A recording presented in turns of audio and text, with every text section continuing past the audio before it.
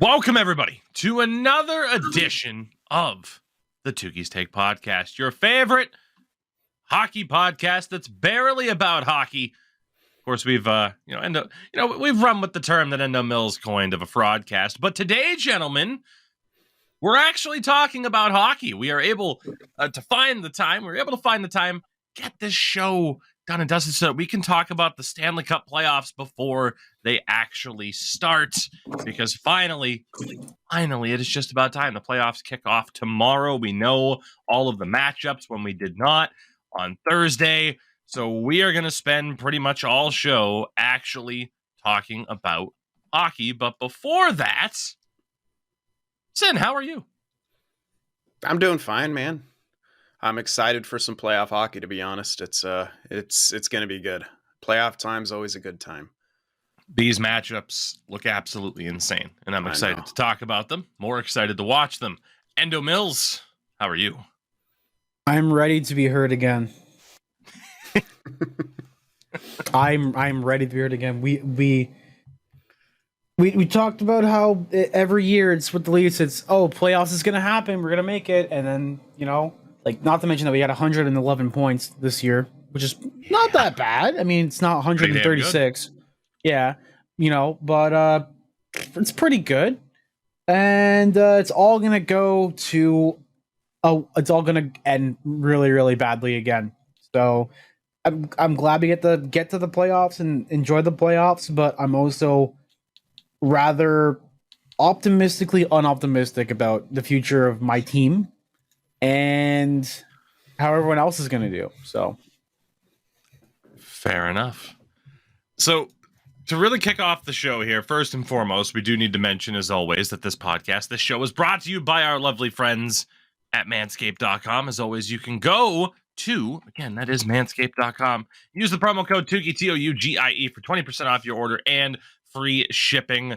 Of course, Manscaped, the pinnacle, the best you can get when it comes to the world of male grooming. Of course, we've talked about all of their fine products on so many different occasions. The Performance Package 4.0, the Perfect Package 4.0. They continue to refine and perfect. Head to toe, they got you covered. Go support our friends at manscaped.com. Gentlemen, before we get into the playoffs and talking about these individual matchups, let's talk about some of the things that happened between our last show and this one, because right after that last show, where I talked about the lack of changes, especially for head coaches, everything started to change. A lot of teams did not waste all that much time.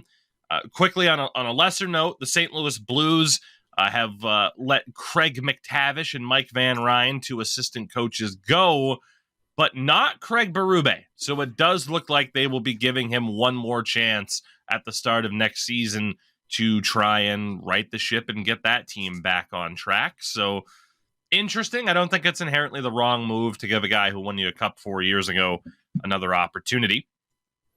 The Columbus Blue Jackets have fired their head coach, Brad Larson. He had 1 year left on his deal. They're also going to be letting go of their goalie coach, one Manny Legacy of Detroit Red Wings fame. But Columbus, clearly, I mean, nobody expected the Blue Jackets to be this bad this year. So much of it comes down to the injuries. And I was kind of talking about it with people on Twitter earlier. They had 15 defensemen play at least 2 games this year. 15. That's just talking about the defensemen, not even the forwards. They only had 2 players hit 80 games played this season. Nobody played the full season. That was Johnny Gaudreau and defenseman Andrew Peeke, who, by the way, congratulations, as people meme it, the green jacket goes to Andrew Peeke for being a minus 41. Just... I want Andrew Peeke against John Ram. They destroy at the Masters. There you go. There's your golf joke for today. But yeah. So I mean, Ram. Yeah, that's right. He's Spanish, isn't it? It's like John Ram something or else. What the hell is his actual last name? I don't even know. Rodriguez. There you go. Anyway, case in point. Blue Jackets should be better next year. And sure, I mean, a lot of people kind of viewed Brad Larson as like a tank commander anyway. So. Talk about another tank commander in a moment. Peter Laviolette has been let go as the head coach of the Washington Capitals. I didn't even realize he was coaching the Caps, dude. Like I that's how much I haven't really paid attention to the Capitals. Yeah. I mean, they just missed the playoffs. keep up with Ovechkin's goal totals. That is literally it. Yeah. I mean, they did miss the playoffs for the first time since 2014 this year. Wow. So, it was a team that outside of having Alex Ovechkin on it and him scoring goals, was it really that interesting of a team to look at anyway? I mean, some bright spots. They dealt with injuries this year too, especially to the likes of John Carlson. So maybe not all that surprising, but yes, Peter Laviolette is now out there and available. And so is the ultimate tank commander. Dallas Eakins has been fired as the head coach of the Anaheim Ducks. Build this man a statue, as the Ducks finish as the worst defensive team of this century with 338 goals allowed, the most by an NHL team since 1995-96, when the Sharks allowed 357. And their minus 129 goal differential is the worst since the expansion Thrashers, if I'm not mistaken, but at least Atlanta of 99-2000, who were a collective minus 143. And now I'm interested to see who the Sharks got in the 96 draft. Maybe the Russian guy that we mentioned. Because Marlowe, I think, was 97. Yeah, we got Andre Zuzin second overall. Ottawa took Chris Phillips first overall. What a draft, huh? I'm now gonna look at the. Hey, JP Dumont went third overall. Jesus, this draft was a minefield. Oh my god! Imagine that draft and then the 99 draft a few years later that was equally as horrendous to try and navigate through, if Chris not Phillips, worse. Andre Zuzin, JP Dumont, Alexander Volchkov, Richard Jackman, Boyd Devereaux, Eric Rasmussen, Jonathan Aitken, Ruslan Saleh, Lance Ward, Dan Focht, what the hell? The only people who I fucking recognize is like Derek Morris, Marty Reasoner. You know who you're naming? It's a Marco real who's Sturm. that Yeah. of NHL teams' bottom 6 and third pairings. Yeah, like that. And this is the first round. Marco Sturm was in there though. Daniel Briere. What a guy. Wow. Walton, I don't know if it's an attempt to, but some people could read into this as an attempt to. We do have to talk about the Ducks. Because again, Dallas Eakins should have a statue built outside of Honda Center. Because the Anaheim Ducks have the top lottery odds at 18.5% to be able to land Connor Bedard at first overall. I will be so unhappy if they do. Yeah, a lot of people. I'm hearing a lot of people sharing that sentiment of like, God, please not Anaheim.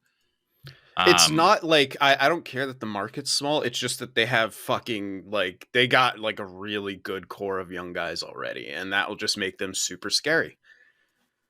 It's almost the idea of like when New Jersey, it's like, oh, you already have Nico Hischier. You don't also need Jack Hughes, and then LOL. And now look where they are in a short time later. Yes. The Ducks land Connor Bedard. LOL. Yeah. Bedard, Zegras, McTavish. God damn. Yeah.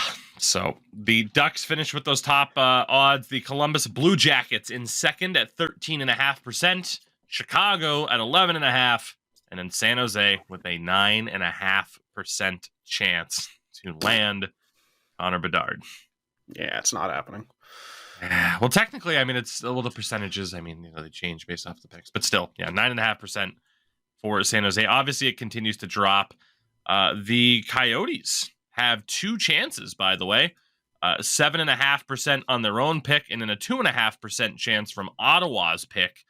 Of course, that they landed for Jake Chychrun, if I'm not mistaken. So, I forgot about that pick. Yeah, with Ottawa not making the playoffs, I mean, hey, a low percentage chance, but imagine the Sens handed it Arizona.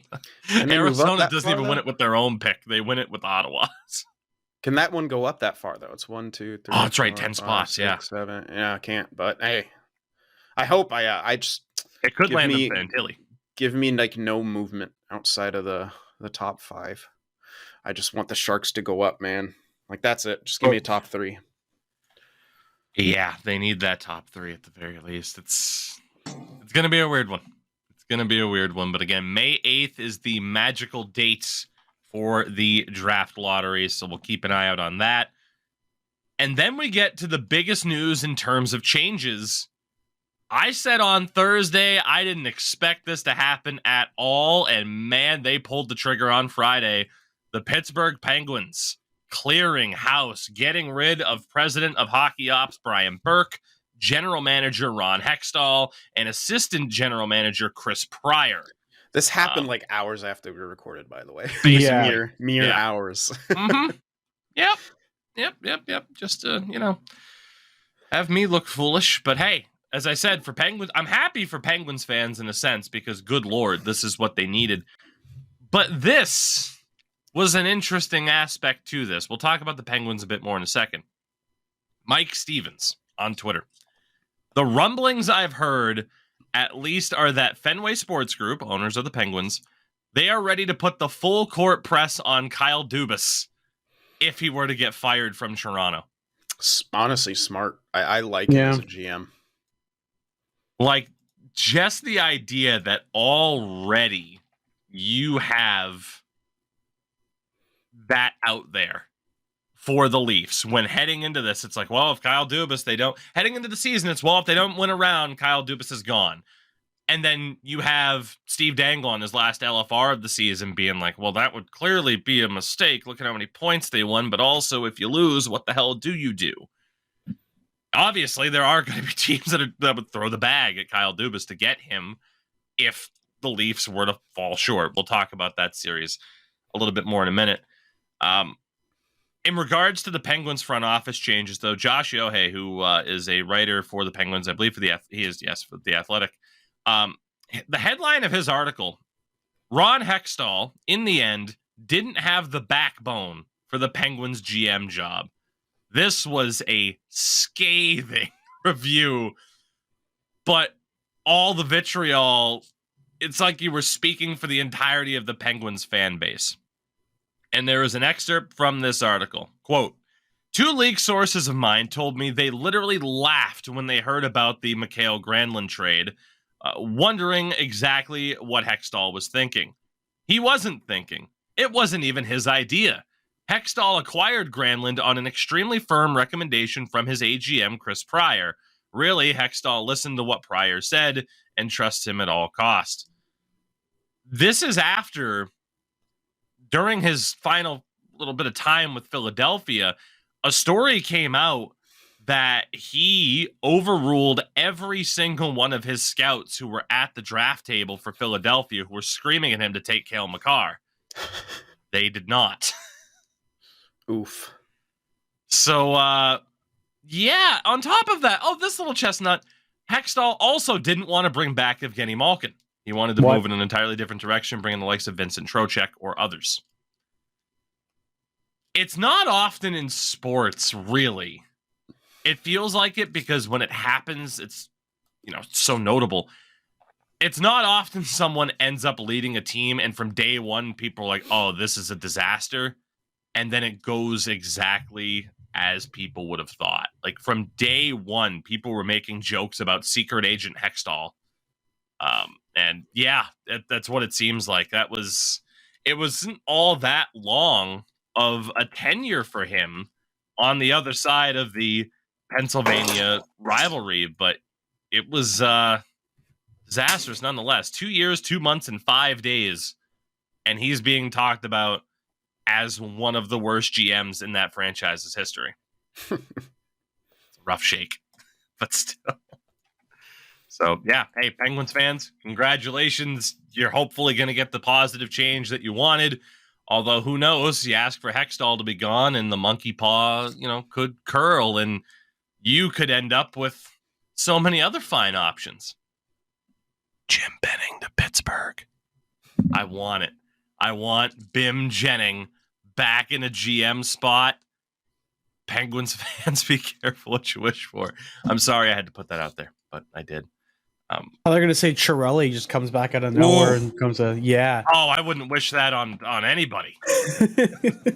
Look, I'm a dick, but I'm not cruel. acquire a goalie from Europe and then just give him like 10 mil.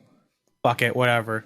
Oh God, Mikko. Oh, dude, I haven't thought about Mikko Koskinen all season long. How did he do?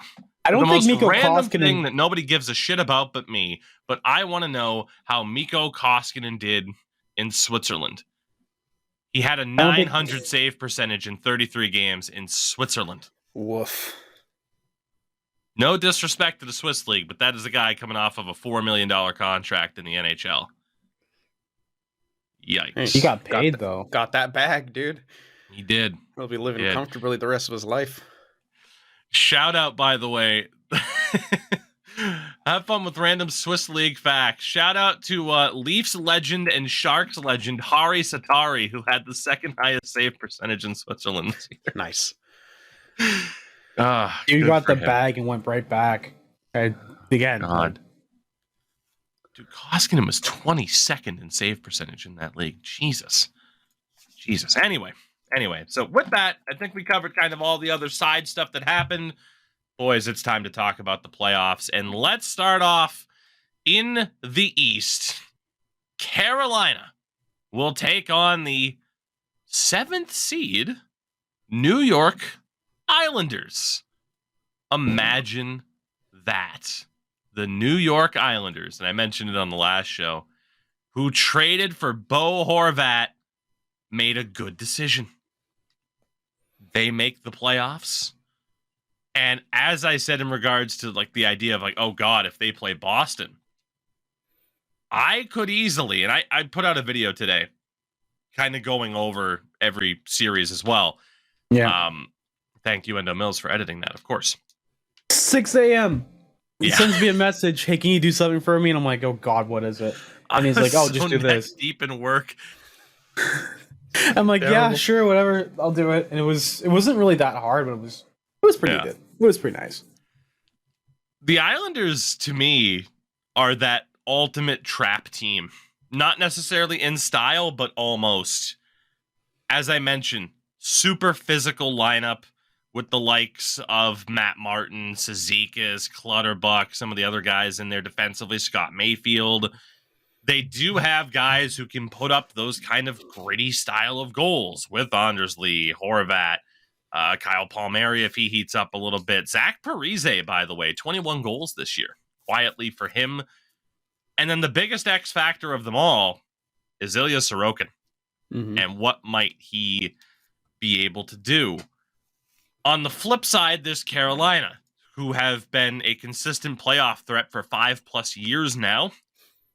Obviously, you know, you look at the strong aspects of this team, the Sebastian Ahos of the world, Slavin Pesci, Burns on defense. They added Shane Gostisbehere at the deadline.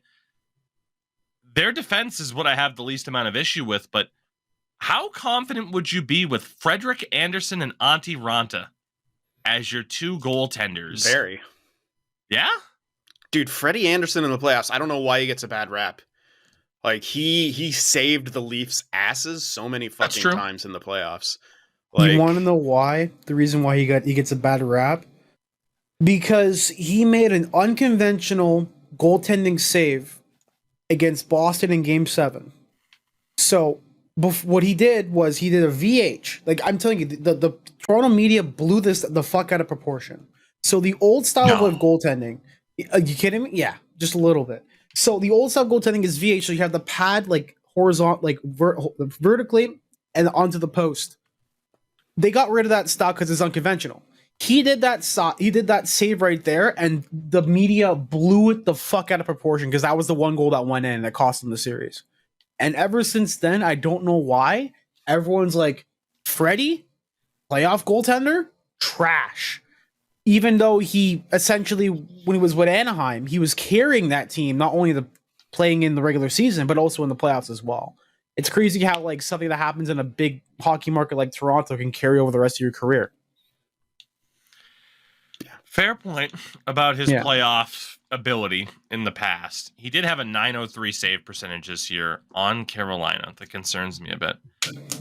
The That's biggest fair. issue that I have with the Canes right now is I'm just not sure about that offensive firepower. Me neither. I think that's their one weak point. They only got 5 games at Apache Ready this year, and then the biggest hit for them, Andrei Svechnikov's done for the year. So you look at what Cap Friendly has listed, and they might be wrong for their forward lines, and this could obviously change. Teravainen, Aho, Jarvis. In theory, not bad. Teravainen, 37 points in 68 games, 39 in a full season for Jarvis. I don't know if they've been playing next to Aho the whole time, but that's a bit scary. I mean, hey, 36 points in 78 games, but Stefan Nason is on their second line.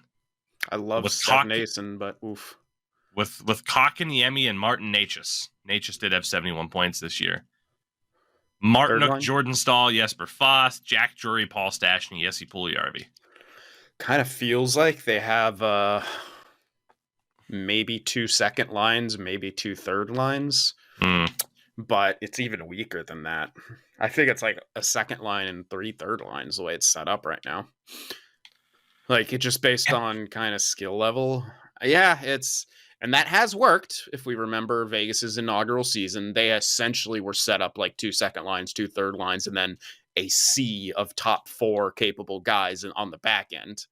And that worked for them. But yeah, Carolina going up against the Islanders could be tougher than the score. But all those guys who you mentioned, Nason, those kind of guys and that can score goals in the same way as you were saying the Islanders kind of work gritty kind of goals. I think that could be a very blue collar series, could be an extremely low scoring, or it could just for some reason blow up and be the complete opposite. But it's an interesting one. Definitely on paper, Carolina doesn't seem as strong, at least on the offensive side of things. But if both teams can play a solidly sound defensive games, those goals are going to be hard to come by. Yeah. There's just So just to go back on Frederik Andersen real quick. So the last series that he played in for the playoffs was 1920, his second last season in Toronto. He had a 9.36. The year before that, he had a 9.22. And that 9.36 game, I think they went 6 games, 1920. And then after it was 9.22, then 2017-18, he had an 8.96. And then the first year in Toronto, 9.15. So he had decent numbers in the playoffs. It's just that one series kind of tainted him. I mean, even then, he had like a 1.84 goals against average in his last series. So I think it's really just like that one moment happened, and then him losing the crease to Jack Campbell, and just kind of like a stain on his repertoire, I guess. There's just something about this series where should the Hurricanes win? Yes. Am I confident in picking them at all? No. Like, maybe of all other series, this is the one where it's like, okay, in terms of what would be an upset, you could argue 2 versus 3, like Rangers, Devils, Leafs, Lightning. I don't think there's an upset in there. No.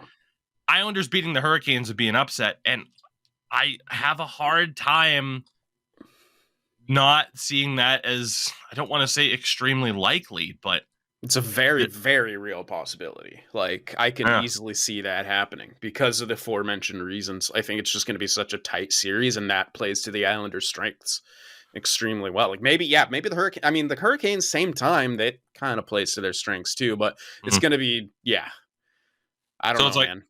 The offenses seem kind of even. I'd give the defensive edge to Carolina. Goaltending, it's closer than it looks. I still give it to the Islanders with Sorokin. But then the Canes, no disrespect to... do you know who the Islanders head coach is? No.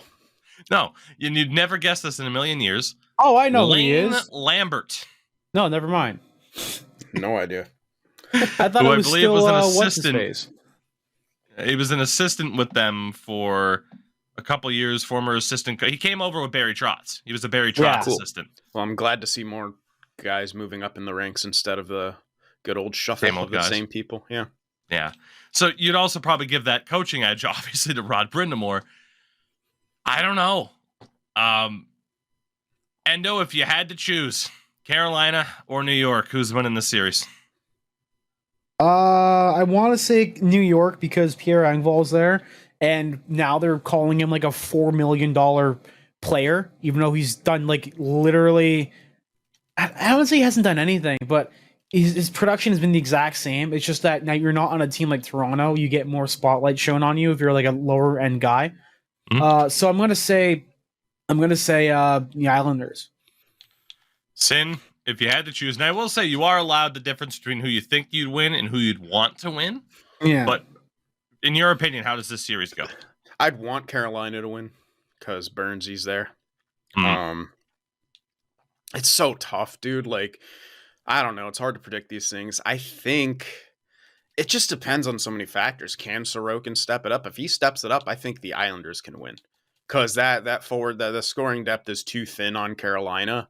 Yes, they defend well, but so do the Islanders. And if Sorokin goes on a heater, man, like you might not be able to score on him at all. And the Islanders are probably good for 2 goals a game. And there could be a lot of 2-1s, 2-0. Like, there could be a lot of games like that in that series. I think the Hurricanes will win. I want the Islanders to win.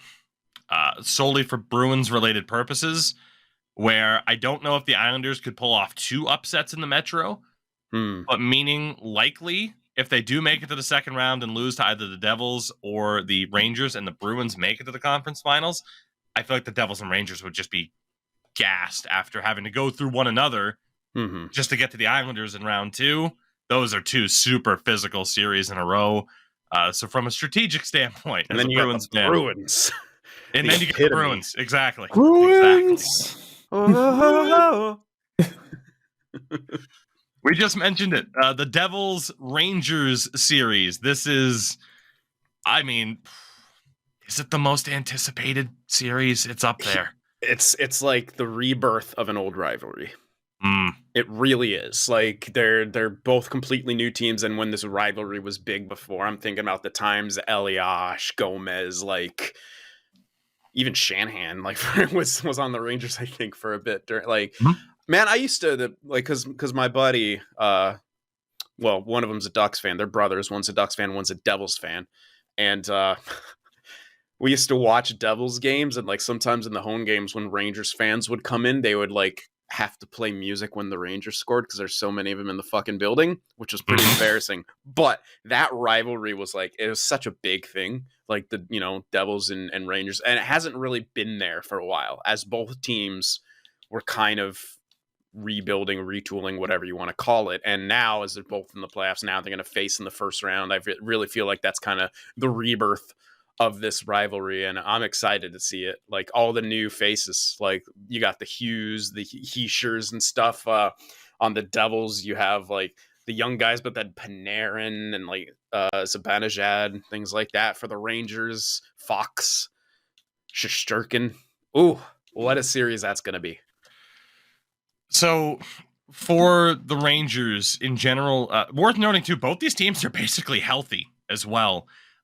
Obviously, you mentioned some of the star players of the Rangers. They added Patrick Kane and Vladimir Tarasenko at the deadline, which is still star players. Let's be honest. Patrick Kane. I'm just kidding. Yeah. they still are, but Patrick Kane was oof. They have one of the best goaltenders in the world with Igor Shesterkin. I'm still not sold on this Rangers defense, and I said the same thing in this video. Me neither. Lindgren and Fox, no complaints. Keandre Miller, Jacob Trouba, sure.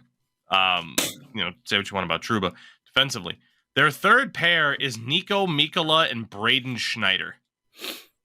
They're the X factor to me of this series. They are the ones that have to prove themselves. They probably are not going to play a lot in the third period. I'm going to say that right now. Like, I don't think that pairing plays a lot in the third period. I think back to like 2015 Hawks or was it 13?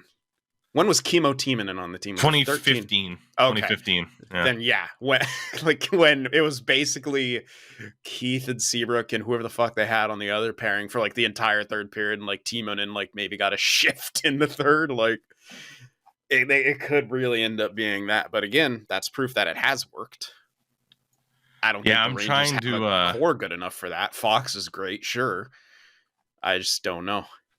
I'm trying to find those playoff numbers because that was the super funny thing about it was defensively. Yeah, so I have the numbers here for average time on ice for the Chicago's defenders in 2015.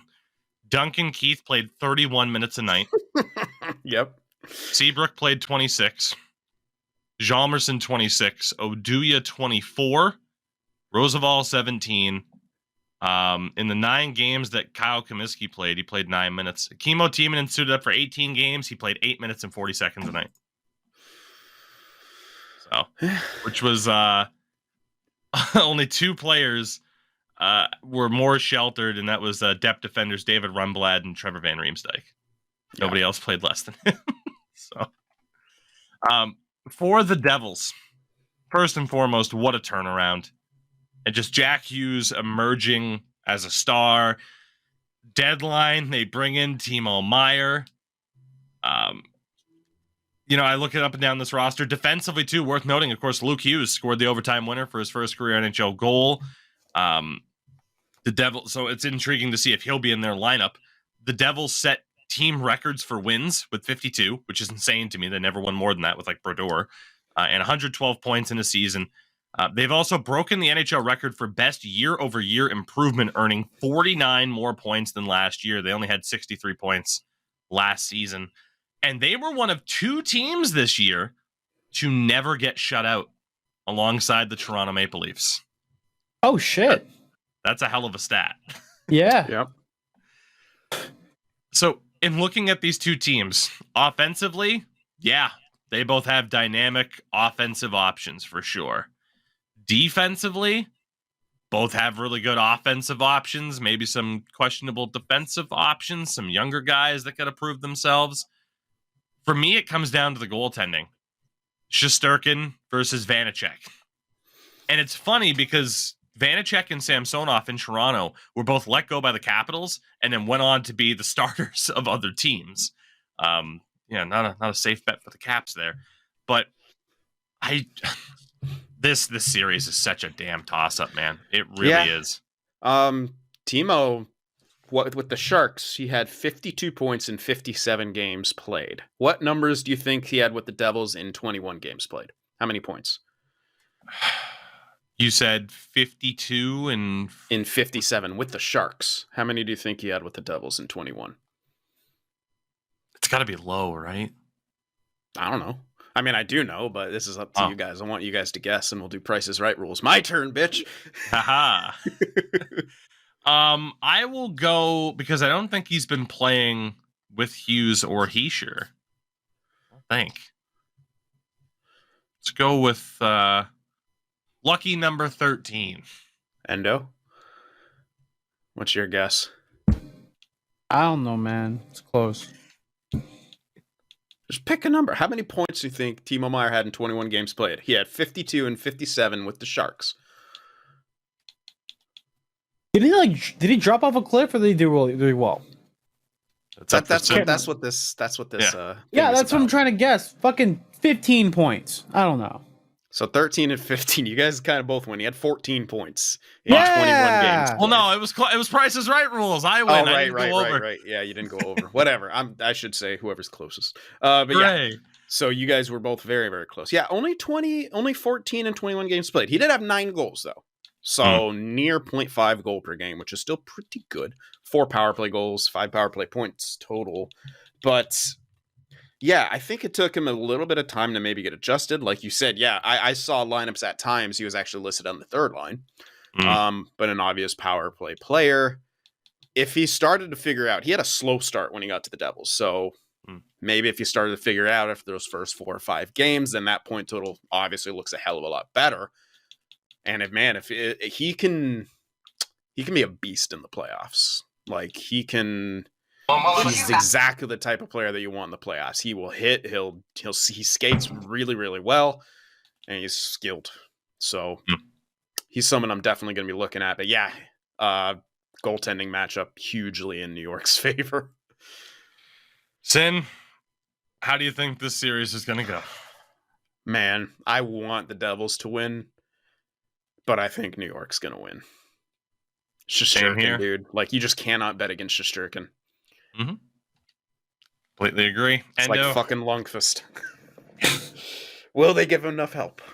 Oh man, that's a good question. I think it's going to be Rangers again. Sorry, Devils fans, for letting you down. I hate to say it. We're rooting for you. Should have given me more prospects. Fucking Zetterlund is ass. But I will say, dude, the goddamn Mukhamadullin is sick. He is sick. You got that defensive prospect that you needed. Yeah. He'll be great sending the puck up ice to Adam Fantilli in a few months. Just someone. Fantilli, Leo Carlson, Bedard, one of those three, man. There you go. The Boston Bruins and the Florida Panthers. Obviously, for the Bruins, the greatest regular season of all time. And the Panthers, a team that we talked about, who again looked like maybe they won't make it.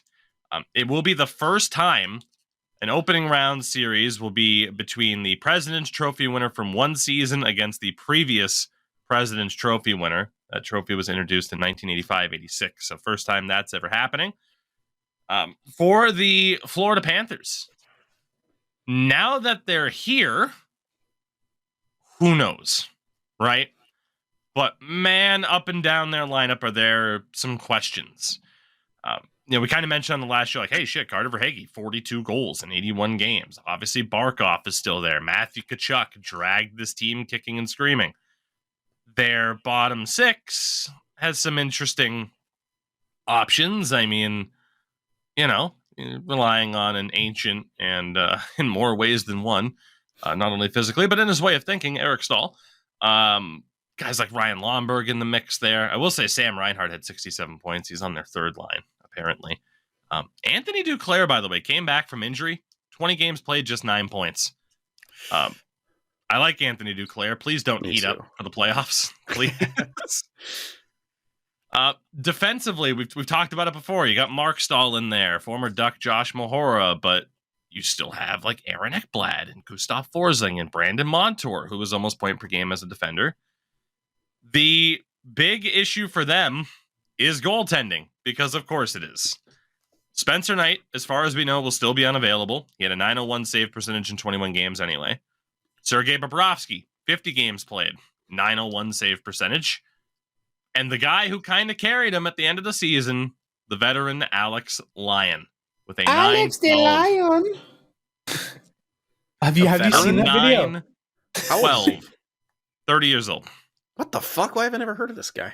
He was famous a few years ago for putting up like 100 save performance in the AHL playoffs. It was something ridiculous. It was like 4 overtimes or some shit. It's like 100 saves for him to win in overtime. It was nuts. Wow. Formerly of the Hurricanes and primarily with the Philadelphia Flyers. He was I believe a UDFA college signing at 23 years old. He has a .912 save percentage this year in 15 games. He's a big part of the reason as to why they're there. That said, they're going up against the Bruins, who are mostly healthy. Derek Forbort likely potentially slotting back into things. Bergeron has some sort of illness. He is maybe questionable for game one. We'll see. The only real injury is Nick Foligno, and we'll see. But obviously for the Bruins... There's one key thing here, and these two things kind of go intertwined with one another. This is from Adjusted Hockey on Twitter. As the season draws to a close, here it was a visual option, but still, 3 things that define the NHL's ongoing shift to offense. 1, goaltenders are stopping fewer pucks. 2, power plays are lethal. And 3, in general, goal scoring is rising, which makes what Linus Ullmark did this season that much more insane. 46-1. That's 46-1 with a .938 save percentage and a .189 goals against average. He and Carey Price are the only 2 goaltenders, apparently in the last 3 decades, to lead the NHL in wins, save percentage, and goals against average. His .938 is 5th highest since 1955-56, which is as far back as goalie stats go. His .938 is tied with Tim Thomas for the highest of all time, only counting goalies who played a minimum of 42 games, so half the season. His 40 wins are tied for the most by a Bruins goaltender in franchise history. And it's not just that he's on a good team. He had a .883 goals saved above expected per 60, which is the highest since 08-09, which is as far back as that stat goes on Money Puck. The closest to him was 2010-11 Corey Schneider. Essentially, I know, pretty funny to have Corey Schneider mentioned. Yeah. Look, every time he retires in NHL, I always mention him like, oh, what happened? You were supposed to be so good. Can the Florida Panthers win this series? Yes. Yes, they can. Am I scared that it might happen? Yes. Yes, I am. Should the Boston Bruins win this series? Yes. Yes, they should. Will they win this series? I fucking hope so. Yeah. Today, again, we're recording this on Sunday. Nasher put out on Twitter that it's the anniversary of the Blue Jackets completing the sweep against the Lightning. That is in the back of every Bruins fan's mind. Hopefully not the Bruins, though. They can't go into a series like that. I would hope not. I don't think so. For me, here's the X factor of the series: Matthew Tkachuk. Yeah, can the Bruins? I would assume they'd be able to handle his antics, but at the same time, I don't know. How often are they going to want to blow the whistle on him? Because refs are so fucking terrified of influencing the game that, how much of his bullshit are they going to let him get away with? Probably a lot. What about Marchand? Could he do the same? I don't know. I almost feel like he almost has a bigger target from the officials. But what about Tyler Bertuzzi, Trent Frederick, Garnet Hathaway? Charlie McAvoy. That's very true. Yeah. That's what I'm saying. It's Matthew Tkachuk versus all the pieces of shit, essentially. Just you know what I mean. It's one piece of shit taking on the collective. I forgot you had Tyler Bertuzzi. Yep. That's he's such a Bruin too when you think about it. Oh my god. Yeah, honestly, that he's the biggest X factor though, because wham, what if he takes over? What if this Alex Lyon guy pulls a fucking, I don't know, some goalie who was a no one and came in and destroyed worlds? Braden Holtby to the Bruins 10 years ago. Yeah, kinda. Endo, who do you want to win this series, and who is going to win this series? I want the Bruins to win, and the Bruins are going to win. Give me this. Well, yeah, I mean, I'm in the same. Of course, I want the Bruins to win. And I think they will win. I just there's no Florida got fucking swept last year, in the second round. After winning their first series in 15 years, 20 years. Then they go on to get swept by Tampa, or maybe it was 5. Was it a sweep? No, it was 5. It was a sweep, man. And they were awful. I mean, yes, I believe you. I just need to see this again with my own eyes. I don't know. I just don't think they stand a chance. Even if Alex Lyon stands on his head, they just do not have enough to contend with the Bruins. The fact of the matter is the Bruins cannot EA NHL this, which means they can't do the absolute reverse of what they did in the regular season. For the record, yes, it was a sweep. Yeah. I'm nervous. I would be too, because man, the amount of times in NHL where I've had a team absolutely destroy shit, and then everything that worked well in the regular season just goes to shit. Your power play can't score. Your goalie can't save the puck. Your point per game guys put up 2. It's just the pressure of knowing that if you win the cup, it goes down as the greatest team of all time. Yeah. Best regular season of all time. You go on to win the cup. We talked about it last show. 76, 77 Habs. That's who they're trying to chase. And while it was 15 years ago, the memory of the New England Patriots falling one game short against the New York Giants in the Super Bowl would have been an undefeated season 15? With the championship at the end. No, that wasn't 15 years ago. Yes, it was. Where they lost to Manning? No. Yeah.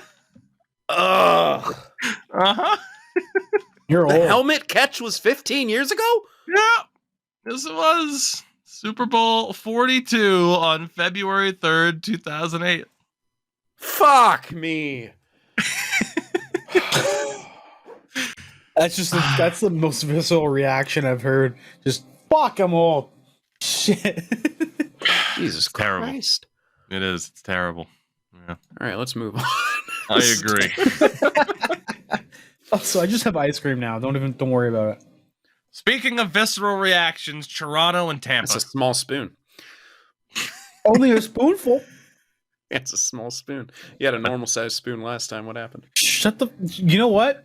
This is what I was handing to my lovely girlfriend. Okay. I take what I take what I can. Okay. I was the big spoon last time. I'm the little spoon now. Okay. There we go. Fair enough. Tampa and Toronto. God, where the hell do you even start? Let's start with the Leafs, off of one of their best regular seasons in history. Bit of a weird season. You know, Austin Matthews, for the first time in his now 7-year career, finishes with more assists than goals. He only hits 40 in 74. And I get for some people, oh, only 40. Nobody pinned Carter Verhaeghe to have more goals than Austin Matthews. Mm-hmm. Okay, one thing that is too. just- You mentioned this. I haven't heard a single person talk about this season about how we have 111 points, how it's one of the best seasons we've ever had. Literally, no one in Toronto has given a single fuck about that whatsoever. Say, hey, you guys are Because you're good. jaded Okay, now by first round exits. It's totally Yeah. expected. it's like, wow, regular season accolades, we did really, really great. Not to mention that we wanted to fire Sheldon Keefe like a month into the season. And then we won like a losing streak, and then everyone went absolutely fucking haywire. And then we're second place in the playoffs. God, I hate this fucking city. Someone else got 40 goals too. So, Yeah. Austin Matthews with 40 goals. Let's go. Yep. William Nylander with 40 goals. Trade him. Highest scoring player on our team. Trade him. God. That was actually Mitch Marner, But 99 did you points. see this year him for Mitch. slow up going into the corner one time? Mm. Doesn't I remember- have the heart per 60 too low.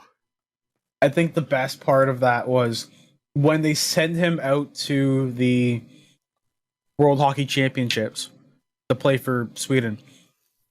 They apparently Dubas was like, we need to be more hard in the corners. And then people were chastising him for being hard in the corners against people from Denmark, like the Denmark national team. It's like, well, we're supposed to get practice somehow. It's a contact sport. Like, it's so stupid. Damned if you do, damned if you don't. The Toronto Maple Leafs, dare I say, have everything. They have the high-end forwards. They have the defense-first grit guys in the bottom six, especially the fourth line right now. Cap Friendly has it as Aston Reese, David Kampf, and Sam Lafferty. They have the defensive depth, especially after going out, getting Jake McCabe, Luke Shen, Eric Gustafsson around deadline time. They have Ilya Samsonov in goal, who has a .919 save percentage. Matt Murray is hurt, so their backup is Joseph Wall, who through 7 games had a 6-1 record with a .932 save percentage. On paper, there is no reason for the Toronto Maple Leafs to not make it out of the first round. On paper, does not give a fuck about the Toronto Maple Leafs, however, because they have always managed to find a way. The problem is it's Tampa on the other side. And the only way you're really kind of counting Tampa out is by general fatigue. Because for the most part, outside of Tanner Jeannot, they're healthy.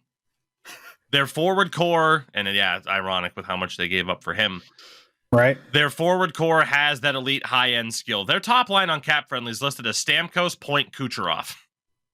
Good fucking luck dealing with that. Anybody. That is probably the top line in hockey.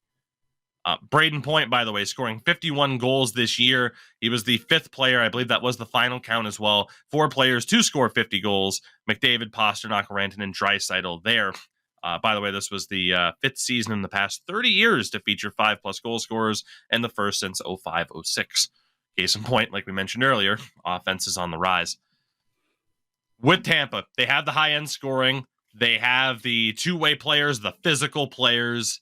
They have the number one goalie in the world right now that you would take in a must-win Game 7 situation in Andrei Vasilevsky. I don't think that's changed just because they lost in the Cup final last year. Their only questionable point is the lack of name quality on the defensive end. Yes, you have Hedman. Yes, you have Sergachev. Yes, you have Eric Chernak. Then there's Ian Cole, Nick Perbix, and Darren Radish. Now, knowing Tampa, those latter two will be fucking amazing in the playoffs because it's Tampa, of course. On paper, the Leafs look like the more complete team. They have the high firepower to compete with Tampa. They have the defense and physicality to compete. Their defense doesn't have as many questionable marks on it. Does it come down to Ilya Samsonov? Like, everything says like the Leafs should be able to pull this off, but it's the Leafs and they're playing Tampa again. You know what it is? They need Hart per 60. Tragedy per 60. I don't know where this whole thing started for the past 3-4 months. Like, you gotta have Hart. Was it the one guy in? It was we're playing sixes, right? And the one guy's like, you gotta have Hart. We're down like 8-0 or whatever. There was someone in chat. I can't remember. It was a while ago though. Yeah, it was someone in chat, and we were down like 6-2, and we're getting EA'd. And he's like, you guys gotta keep going. You gotta have Hart. And we're just like, shut the fuck up. I think he was talking mostly to Tougie though. Oh, 100%. Yeah. Because I think that might have been a time when I was like, yeah, it's all right, guys. We can keep going. It goes in. Tougie and I have different cycles when it comes to that. Sometimes he's just fucking done, and I'm like, "Come on, no, we got this." Sometimes I'm just fucking done, and he's just laughing. It's like, yeah, we're down 8-0, but hey, at least it's not 9, right? He lets a soft one in. God damn it! Fuck. That was the tipping point. 8-0, I'm fine. 9-0, fuck you. Hearts out the window. Oh boy. Sin for the win. Who do you want to win the series between Tampa and Toronto?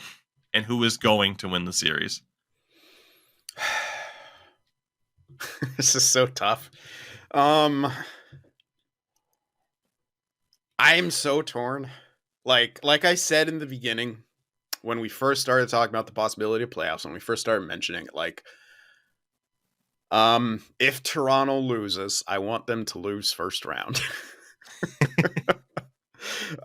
Just because it's funny as fuck. This is hard though. Honestly, I do think who I want to win, I want the Lightning to win because it'd be funny. Who I think is gonna win, honestly, Toronto. I think this is finally the time where they can do it. And God help them if they don't. But they were so close last season. So close. They played really, really well. Mm-hmm. Yeah. They got better. Did. Tampa got weaker. That's just the facts. Yeah. I can't disagree with it. That said, I want Toronto to win. Tampa's winning the series. And look, the reason I'm primarily saying it, number one, you don't deserve anyone's trust. And secondly, maybe if people are just like, yep, Tampa's going to win, that'll take some pressure off of these guys in Toronto, make them a little bit more hungry, a little bit more focused, and maybe they'll actually fucking accomplish something. Otherwise, Kyle Dubas will get to go from watching games at Rogers Center to another phenomenal ballpark with the Pittsburgh Pirates, who, of course, are probably significantly worse as a baseball team. But hey, at least their stadium's beautiful. Endo Mills. Who do you want to win this series?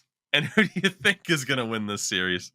All I'm going to say is Leafs in 6, Tampa in 7. I said it last year. I said the year before. I've said it every year that I've had a platform to speak on, a little soapbox to boost my ego with. Leafs in 6, Tampa in 7. Flat out. We go to the Western Conference, and we kick things off with Colorado and Seattle. Congratulations to the Kraken, their first ever playoff appearance.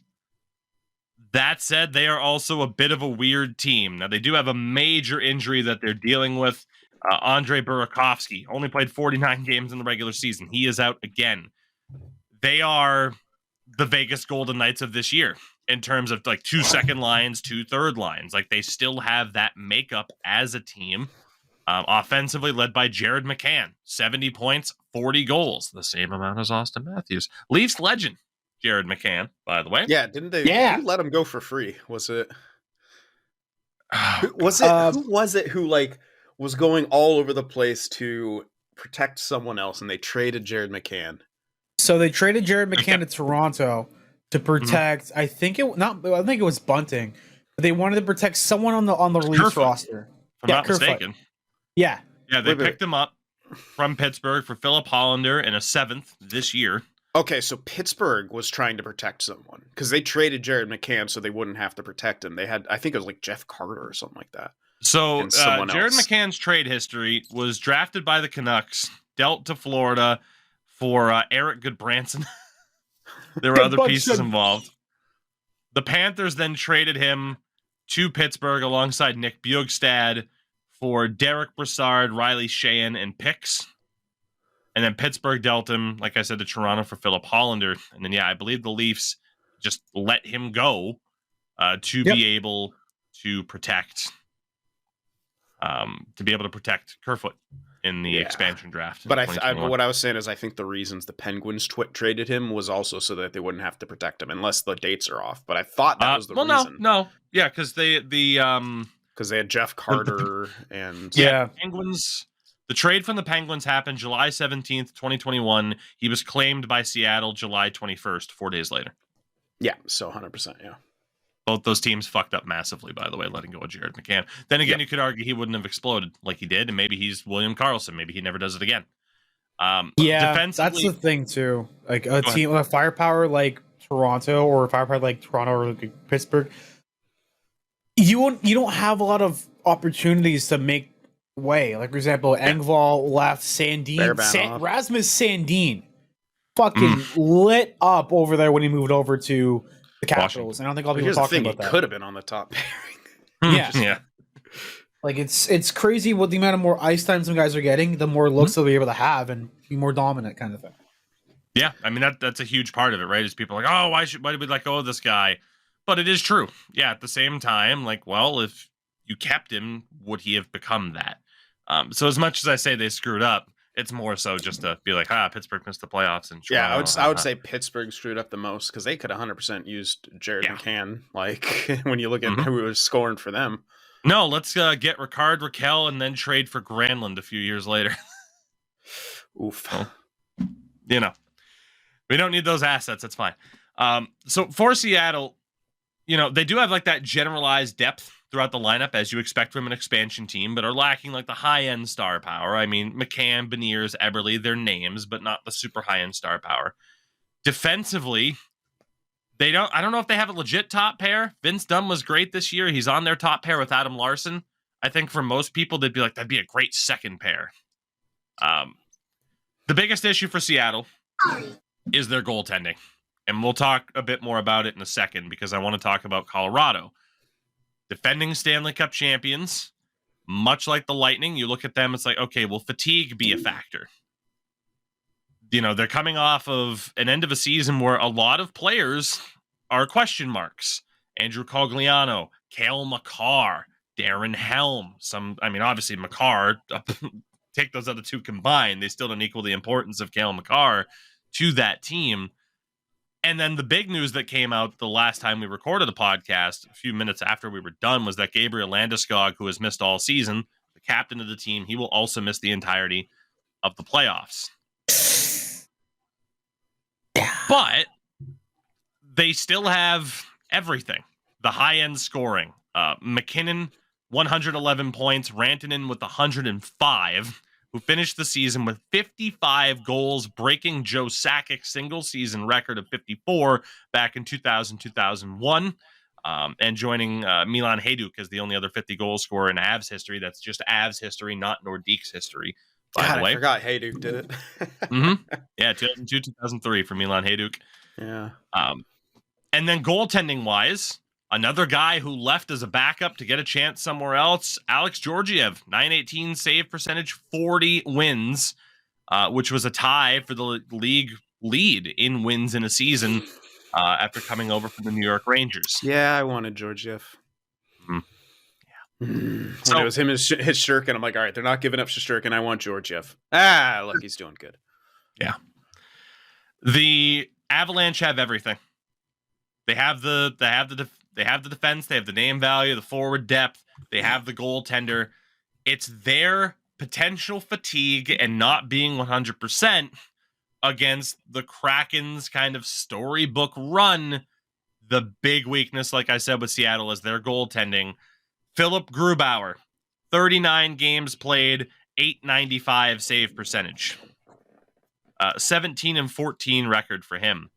Martin Jones, 48 games played, a 299 goals against average, an 886 save percentage, 27 wins, 13 losses.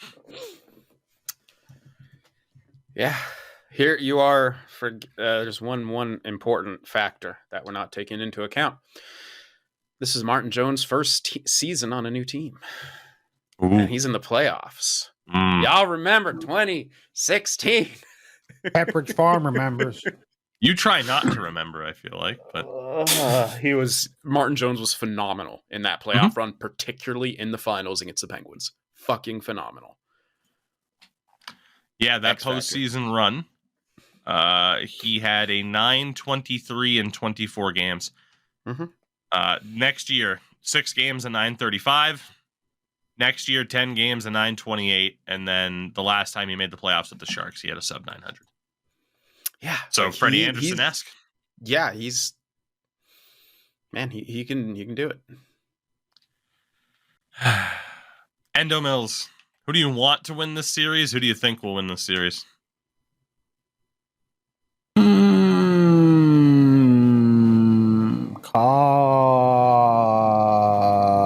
Colorado.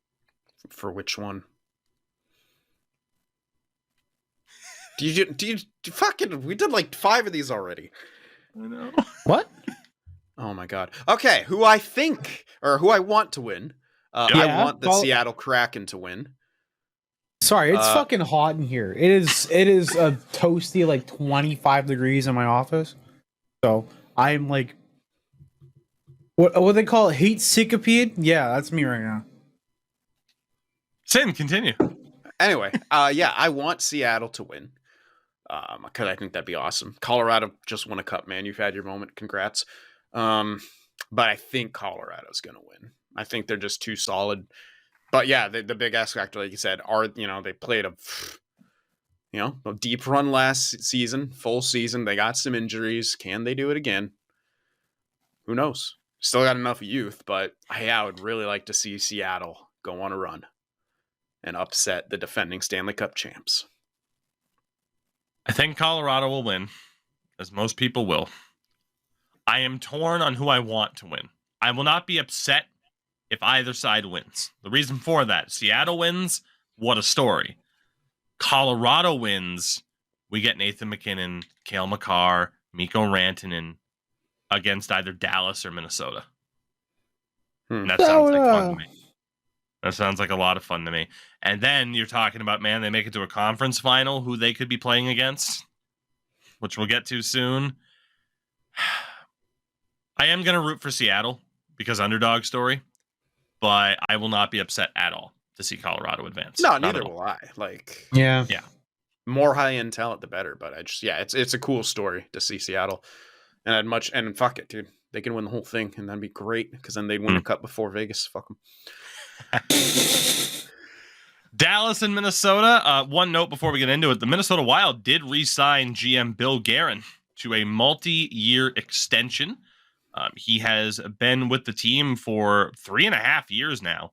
As crazy as that is, The reason why I point this out is because a lot of people are viewing this as like, all right, Minnesota, you got to kind of make something happen here, don't you? Because again, after this year, an extra $2 million a season is added to the buyout clause or the buyout cost from Suter and Parise.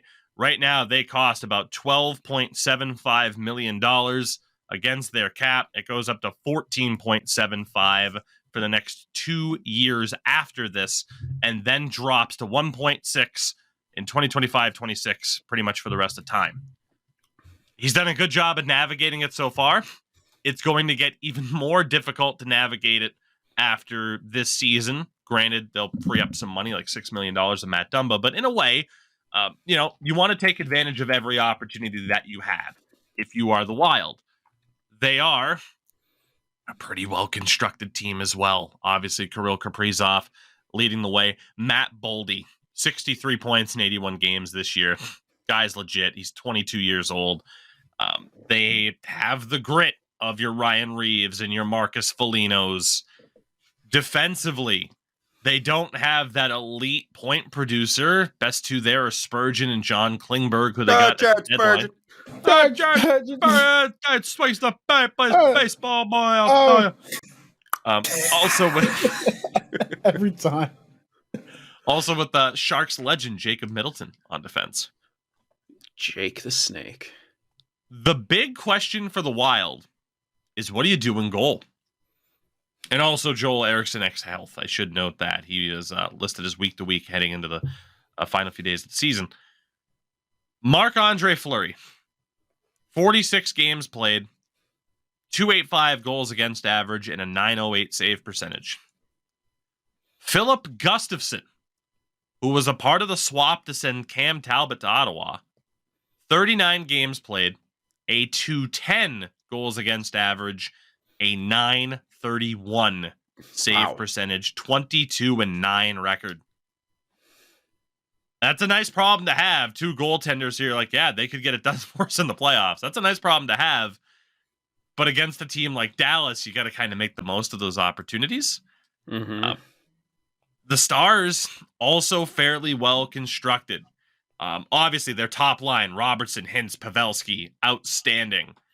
They have Mason Marchment, Max Domi, and Tyler Seguin on the second line, which I like a lot as a second line. And their third line is Jamie Benn, Wyatt Johnston, who at 19 years old had a 41-point season this year, Nice. and Evgeny Dodonov. Their defense, Suter, Heiskanen, Lindell, Hakanpää. Do they not have a fourth line? Oh, fourth line, well, not as crazy, but 9 points from Joel Kiviranta, 20 points from Radek Faksa, 28 points from Ty Dellandrea. Oh, that's a good shutdown line, though. It's not bad. Defense, Suter, Heiskanen, Lindell, Hakanpää. And right now on Cap Friendly, it's listed as Thomas Harley and Colin Miller. It's okay. It's not amazing. But then, Jake Ottinger in goal. Mm-hmm. And what he did last year until he just has multiple Freddie Anderson collapses buys him so much goodwill, and rightfully so. I don't know what to make of this matchup, man. To me, this is like the Devils Rangers of the West, where it's just like, I don't know. I could see either team winning this. I don't know who to root for either. Very, very excited to watch a lot of this series. I mean, I'm rooting for Dallas, Pavelski. Pretty simple for me. So yeah, it's tough, but obviously I want Dallas to win, and I think they're gonna win. I will say they should win. Yeah, Minnesota, but that's the thing. Minnesota kind of needs to win. There's that. But here's the thing. We say that from an outside perspective. Minnesota doesn't really give a fuck about what the cap situation is and what everyone's going to go through. So they can't be inspired by what Bill Guerin has done with all the buyouts and shit. By the way, Suter. Come on. Suter's playing Minnesota. Mm-hmm. Yeah. He's being paid by both these teams, man. Okay, for that reason, I am rooting for Dallas, and I want Dallas to win. I want Ryan Suter to bite Minnesota in the ass one more time. I want it. Yeah, I want him to just shut the fuck down. Sorry, Wild fans, but I want him to one-on-one with Kaprizov and just shut his ass down time and time again. Not to mention for Dallas, 5 Finns in the lineup. Absolutely, dude. Endo Mills, do you have a preference on this series whatsoever? So I want Minnesota to win, but For Joe Minnesota's going to win. Is that a North If you don't Stars joke? if you don't understand that, is that the Dallas Stars, if I'm properly correct, they used to be the Minnesota North Stars. Hmm. So either way, Minnesota's gonna technically win. But not really. Yeah. No, it'd be really funny if just as like a jape, they bring out the North Stars like jerseys for the playoffs. I mean, they have the alternate that's like the Subway jersey that's close Yeah, enough. just bring out the Subway. There you go. Just do that. Just completely confuse them. This next matchup will be quick.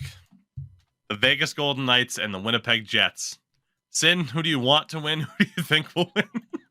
I want Winnipeg to win, and I think Winnipeg will win. So to actually talk I about... really don't know. I'm just kidding. Dude, Yeah. dude, I don't think Winnipeg's going to win. I obviously want them to win because fuck Vegas. But I don't think they have a fucking chance. In talking about these teams, though, right? Vegas is a weird one for a couple of reasons, really. They finished number 1 in the West despite not having a 30-goal scorer or a 70-point getter. I don't even know how they did that. I don't either. Diverse scoring. I mean, they did have a lot of injuries throughout the course of the year, so. Yes, only 2 forwards played all 82 games. It was William Karlsson and, of course, Phil Kessel. But top line right now listed as Barbashev, who was the deadline pickup, Eichel, Marchessault, Smith, Karlsson, Kessel, Amadio, Chandler Stevenson, and Mark Stone. Man, what happened from injury? What happened to Stevenson being the 1C and like hella good for a minute? I don't know, but 65 points in 81 games for him. Oh, there he's still there. I was just surprised to see him on the third line above William Karlsson. Yeah, they have really good center depth with Michael Karlsson and Stevenson. Like, that's pretty sick. Yeah, I feel like William Karlsson wasn't that good this year, or at least he wasn't last year. Now I got to see what he did this year. 53 and 82. All right, not bad. Yeah. So Vegas, they do have the name value. Your Eichels, your Mark Stones. They have the overall forward depth, I'd say. They have the grit, the defensive responsibility. Their defense, I mean, Martinez, Pietrangelo, McNabb, Theodore, their defense is solid. Their goaltending is the big question. Logan Thompson, 37 games this year with a .915, but is currently listed as roughed up. Aiden Hill, 27 games with a .914. Jonathan Quick, 41 games with an .882, but obviously he split his time as a Golden Knight, 10 games, a .901. Shows you how bad he was in Los Angeles for the Blue Jackets legend. And then, who's listed as their number 1 right now on Cap Friendly, Laurent Brossois. 217 goals against average, a .927 save percentage, and a 7-0 record. Hot hand. Like, I like the rest of the makeup of Vegas's roster. How the fuck do you have 4 goalies and still have a goaltending controversy? This reminds me of their inaugural season and where they just lost every goalie in their system to an injury, and they called up fucking Dylan Ferguson to fill in for a game, got lit up by Edmonton, and then Connor McDavid, who is the same age as this man, says, "Hey, don't worry, kid, it's all right." That always gets me out of all of them. The same age as you. Hey, don't worry, kid, it's all good. 4 NHL caliber goalies. Connor McDavid's from the 50s, dude. He calls everyone kid. You're good, kid. Real good. On the other side for the Jets, who again, it's a weird makeup of their team. Top line of Kyle Connor, Pierre-Luc Dubois, Mark Scheifele.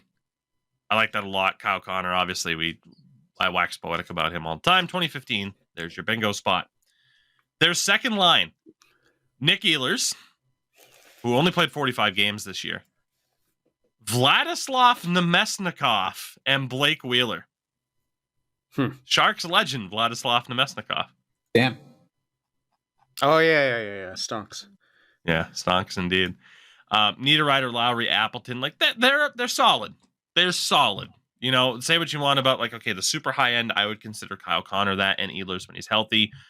They do have a solid defense. The big X factor for them, Connor Hellebuck, man. Connor Hellebuck, and can he? Yeah, is he going to be Hellebuck or Hellesuck? I don't know what to make of this series because I got to be honest. Okay, I am rooting for Winnipeg, even though I don't have as much vitriol towards Vegas as Sin does, and I think the Winnipeg Jets are going to win this series. I like that. I mean, I could see them winning.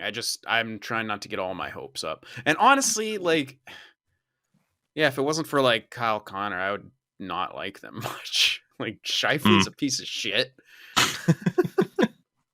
Wheeler got stripped of the captaincy.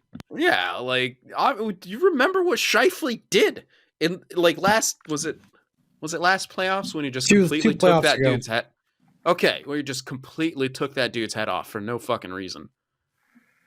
Yeah, that's fucking brutal, he got suspended for 5 games. Get that? Was it 2 games? It was 5. Oh yeah, it was. I got it. Following round, Scheifele was suspended for 4 games for charging Montreal's Jake Evans in the 2021 Stanley Cup Playoffs. That was the year of the divisions, so that was the Tampa Montreal Cup final year. Which, LOL. Yeah. Endo, any thoughts? Winnipeg, Vegas. So I want Vegas to move on because I like their jerseys. And I would like them to move on too, like out of the NHL. Move to Atlanta. Well, it's funny you say about that because apparently there's a story about how there's going to possibly be a NHL-sized arena built somewhere in the Georgian area. Yeah, so I saw that. The Atlanta Thrashers are coming back. The Thrashers are coming back. Yeah, they're talking about Georgia, the country, dude. The Georgian embassy. Every game is a global series game. I don't think we talked about that either, but we can talk about that at the end of the show because like the global series was announced. But we can mention it now, right? The Australia game. Yeah. We'll finish what I'm saying. We'll finish the round, then we'll talk about that. No, what you're saying is not important. What's important is Australian hockey, baby. Who is it? Arizona and who else? Arizona and LA. Australia, we like you, but we don't like you that much. You know what's the best part about it? Teams. I guarantee you, Arizona's gonna pick up Nathan Walker. They have to. Yeah. Yeah. I agree. God, premeditated trades. Gotta love it. Okay, so back to the whole thing. I think Vegas is going to win it. Most trades are premeditated. I don't know. I don't know why. I like the words you use, Endo. I like how wrong they are, so I can correct you like a dick. You know, I'm so confident. Here's the thing. My words are always so wrong, but I'm so confident with them. You understand what I actually mean. He knows words. He has the best words. I have the best words. Fuck. Anyway. God damn it. But please keep going, and I will keep ordering food and correcting your language. Sweet, thank you. Vegas to win. Winnipeg, I want them to win, but at the same time, I think it's really funny that 3 days before they even clinch the thing, they're saying, wow, we need your support. They get Kenny Omega to do a voiceover for them, like, we need your support to buy tickets. Come on. Our barn may be the second smallest. Thanks, Arizona. Ironic how that actually Arizona's the smallest barn now, and they're complaining about they need people to fill their seats. And just he's like, we need the people to come buy our tickets, please. We don't want to get relocated before Arizona. Winnipeg back to Atlanta. Who says no? Yeah. They just keep trading every 10, 15 years. Oh man, that'd be funny. But yeah, so Vegas to win, Winnipeg, I want them to win. Just the final series Just so Jesse Pollock can shut up on Twitter. I love that he's embraced the villain role. It's great. He's a sweetheart. He's such a great guy. Edmonton and Los Angeles, our final first round matchup to preview here. For the Oilers, I mean, Jesus, Connor McDavid finishes with the 15th most points all time, fourth amongst unique players, only behind Yzerman, Lemieux, and Gretzky. While Leon Draisaitl finishes the year with 128 points, which would have won him the Art Ross Trophy in any other season of the last 25 years. Yet he finishes second in scoring by 25 points. That is the most ridiculous stat I've ever seen in my life. Yeah.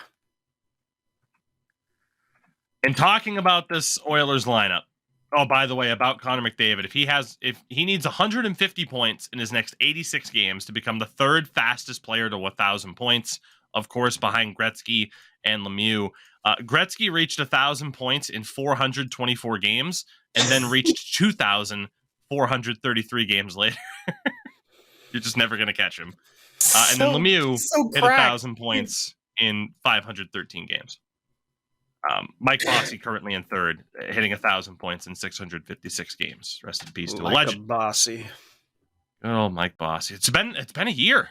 I just realized because thinking about like April vacation for my fiance yesterday was 1 year since Mike Bossy passed away. Wow. I remember it was one of those things. Like I just started this vacation trip. I'm at a hotel in some smaller town in Pennsylvania. At the old continental breakfast, look at my phone and see Mike Bossy dies at a way too young of an age. That was a bummer. For the Edmonton Oilers, though, obviously we can speak about the elite high-end talent. Their bottom six is still interesting. Kostin, Bjugstad, Janmark, Fogle, McLeod, Ryan. Just play good defense, boys, and chip in every now and then. It should be okay. Their defense. Nurse, Ceci. Woof.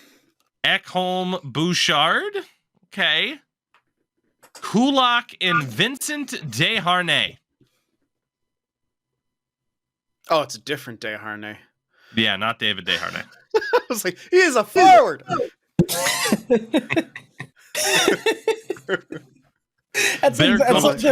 I remember him because he scored a bar down fucking goal against the Sharks in the playoffs that led to our elimination. You know what that reminds me of? It reminds me of the fucking Blackhawks putting Zaitsev at 3C for the warm-ups. It was for line rushes. I guess he was like the 7th D-man. Then he ends up getting a hat trick a couple days later anyway. Oh my god. Stupid. Might as well be playing forward. Yeah. The big issue for the Oilers, do you trust the goaltending? Jack Campbell, 36 games played this year with an .888 save percentage. And then there is the 24-year-old Stuart Skinner, 50 games played with a .913. That's franchise backup, Stuart Skinner. He's a franchise potential backup. Sorry, I'll never get over it. That was my Oilers franchise mode. The man was god tier as a backup. I kept him the whole time, dude. On the other side, for the LA Kings, I said it before, I'm kind of surprised they're here. Adrian Kempe became the first LA King in God, Jesus, this is ridiculous. Becomes the first LA King with a 40-goal season since Luc Robitaille in 93-94. He is literally the first King in my lifetime, Endo's as well, to have a 40-goal season. Jesus. The rest of the team constructed pretty well. They do have two not fully healthy players in Kevin Fiala and Gabriel Velarde. That's concerning. Alex Edler as well, even as a veteran. Their goaltenders. Phoenix Copley, 37 games played, a .903. And Jonas Korpisalo, 39 games played and a .914 in general, but as a member of the Kings, 11 games played and a .921. And Endo knows all about what Jonas Korpisalo can do in a playoff series, because if I'm not mistaken, he was the Blue Jackets goalie for that Leafs playing round. Yep. Yeah. That's all I'll say. Yep, he was. For me, with this series, do the Kings have a shot? Obviously. And I don't dislike the LA Kings. I'm rooting for the Oilers, and I think the Oilers will win it. For the love of God, stop wasting uber generational talent in McDavid and a generational talent in Leon Draisaitl. You know?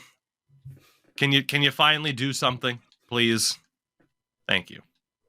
Sin, your thoughts. I want Edmonton to win. At the same time, the question mark for Edmonton in the goaltending is kind of the same for LA. Mm-hmm. So I think Edmonton will win just because Connor McDavid. LA's got a shot though for the upset, and I will call it an upset. I don't care if it's 2 and 3 seed. It's a fucking upset when it's Connor McDavid and the Oilers. Mm-hmm. They definitely have a chance, but I don't know, man. I just think it's the Connor show, and I cannot wait to watch that series because of it. Endo Mills. Connor McDavid. That's it. I want them to win, and they're going to win. Unless, there's just a no defensive showing. Like, what was it last year where... Wasn't it? It was Edmonton against LA. Mm-hmm. And it was just a scoring clinic the entire fucking time. Mm. It had like the record for the most goals in a series since like the 80s or something like that. I don't remember that. It's tough to remember a lot about the like, playoffs last year, to be honest. It was like 6-7 games. Like the score, basically. It was nuts. Let me look it up. Double check my facts right here. Don't let facts get in the way of a good story. Yeah. You know? Yeah. Anyway, still look it up if you want to. With that, though, gentlemen, I think we are pretty much good for today. It was nice to be able to, get to actually talk about the playoffs before they started. We should be back later on this week, probably late in the week, thinking maybe Friday. We'll see what happens there. We'll keep everyone updated on the Twitter and Discord side of things, and we'll have some playoff hockey to talk about at the end of the week. But until then, I know, I'm pretty pumped. Gentlemen, I doubt things have changed much for you in the past few days. No. No, not really. I'm playing a lot of X Defiant. It's really, really fun. It's in closed alpha right now. Shooter, it's like, I think I mentioned before, it's like Call of Duty with like Overwatch elements. So it's like a hero shooter. And it's a lot of fun. You talked about this last time, yeah. Yeah, I did. It's a lot of fun. It's just I just turn my brain off and click heads, and I have a lot of fun with it. I suck because all like the movement shooter guys who just like fucking drive around like they're on like 5 coffees are joining the game, and now it's like really rough because you're just trying to shoot a guy. Guys like just driving like Jesus. But yeah, that's me. Make sure you watch the video portion of the show, everybody. We will see you later on this week. Enjoy the playoff hockey.